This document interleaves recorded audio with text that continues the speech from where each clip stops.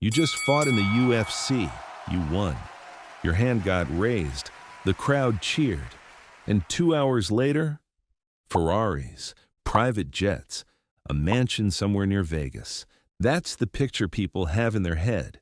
Because in movies, in clips, in social media edits, this moment always leads to wealth, glory, escape. But real life cuts to a different scene. You're sitting on a hard bench in the locker room. Your gloves are off. Your hands are shaking a little.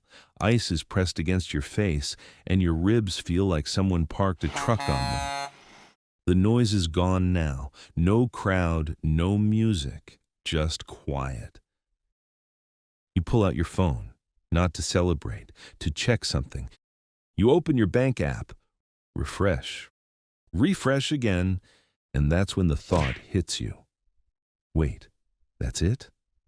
No Ferrari waiting outside, no jet, no instant upgrade to life, just pain, exhaustion, and the same responsibilities you had before you walked into the cage. This is where the fantasy ends, and this is where the real story starts.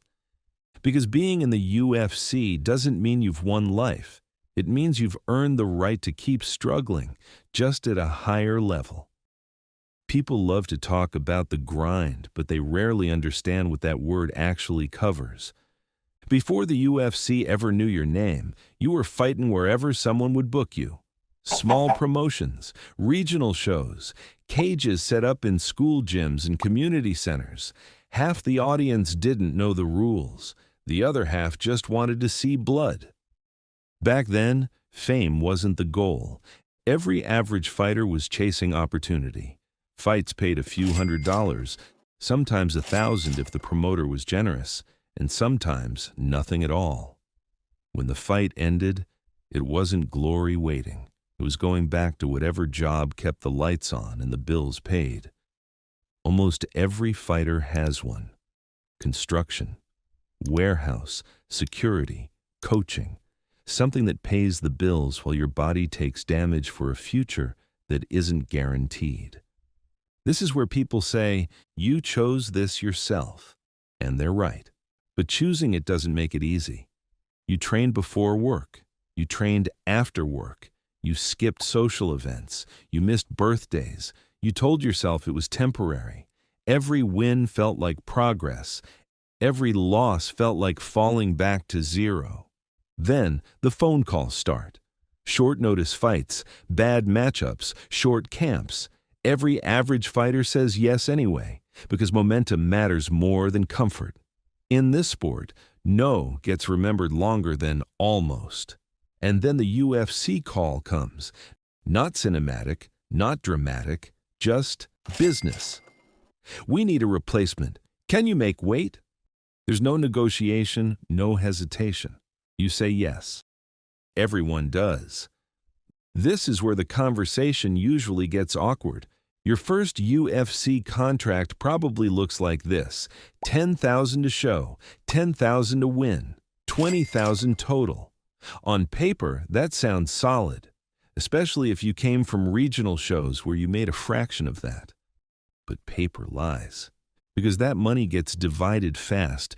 Your gym takes a cut. Your head coach takes a cut. Your other coaches too.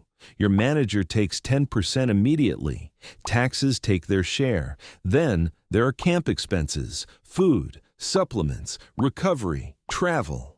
By the time everything is done, that big UFC payday is a lot smaller than fans imagine.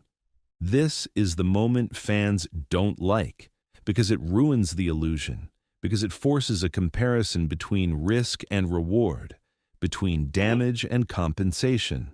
And once you see it, you can't unsee it. Fight night is the part everyone sees. The lights, the walkout, the announcer saying your name, the gloves, the noise. For a few minutes, it really does feel like the world is watching. Then, the cage door closes. You get hit harder than you expected. You hit back. You adapt. You survive. Time stretches. Everything hurts. 3 rounds later, it's over. If you win, Your hand gets raised. That feeling is real. It's powerful. It's addicting. But it doesn't last long, because backstage, reality waits patiently. No money in your hands yet. That comes weeks later. Injuries don't wait. Neither does life. If you lose, it's worse. No interview, no attention. Half your paycheck gone instantly. Same damage, same recovery, same bills. And now your record has another mark that affects your future. This is where people say, just win more, as if winning is a switch you just flip. The hardest part of being an average UFC fighter isn't the fight. It's the silence after. No schedule, no guarantees, no calendar to circle. You train anyway, and because staying ready is part of the job. You refresh your phone. You analyze matchmakers' decisions like they're personal. Some fighters fight 3 times a year. Some once. Some not at all. If you turn down fights, you're labeled difficult. If you accept and lose, you're replaceable. This is where pressure builds.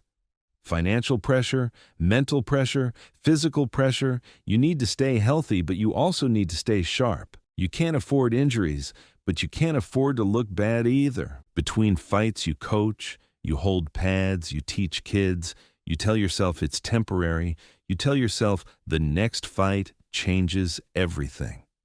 Sometimes it does. Most times it doesn't. Most UFC careers are short, shorter than people think. No farewell tour, no retirement speech. One day the calls slow down, then they stop. Former fighters disappear quietly, no announcement, no tribute, just silence. And yet, new fighters keep coming, hungry, hopeful, ready to replace you. This is the part that breaks people, because fighting isn't just what you do, it's who you are. Walking away feels like erasing yourself. That's why so many stay longer than they should. That's why so many chase one more fight, one more chance. So why keep going? Because sometimes everything clicks. Sometimes you get the right opponent on the right night. You perform, you finish, you get a bonus. And for a moment, the struggle feels worth it. That moment is powerful.